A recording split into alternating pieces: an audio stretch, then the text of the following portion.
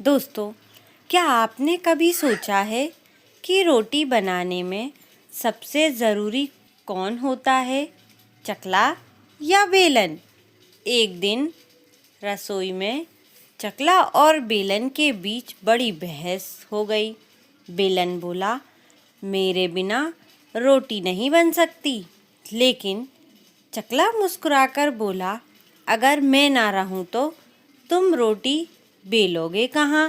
फिर ऐसा क्या हुआ कि दोनों को अपनी असली गलती समझ आ गई? जानने के लिए सुनिए चकला और बेलन की मज़ेदार कहानी। तो आइए शुरू करते हैं। एक छोटे से गांव में एक प्यारी सी रसोई थी। उस रसोई में दो खास दोस्त रहते थे जिनका नाम था चकला और बेलन। चकला गोल गोल था और हमेशा मेज पर चुपचाप पड़ा रहता था। बेलन लंबा और थोड़ा घमंडी था। वह सोचता था कि रोटी तो वही बनाता है। एक दिन बेलन ने घमंड से कहा, देखो चकला, रोटी बनाने में सबसे ज़्यादा मेहनत मैं करता हूँ। अगर मैं ना रहूं तो कोई रोटी नहीं बना सकता। चकला मुस्कुराकर बोला, दोस्त, तुम मेहनत जरूर करते हो, लेकिन अगर मैं ना रहूं तो रोटी बेलोगे कहाँ? बेलन थोड़ा चुप हो गया, लेकिन फिर भी बोला, नहीं नहीं, सबसे ज़रूरी तो मैं ही हूँ।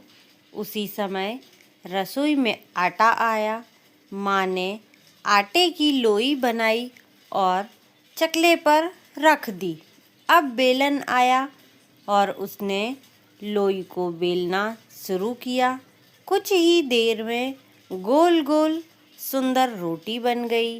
तभी माँ मुस्कुराकर बोली, देखो, रोटी बनाने के लिए चकला और बेलन दोनों ज़रूरी है। अगर एक भी ना हो तो काम पूरा नहीं हो सकता। यह सुनकर बेलन को अपनी गलती समझ आ गई और उसने चकले से कहा, दोस्त, मुझसे गलती हो गई। हम दोनों साथ हों तभी रोटी बन सकती है।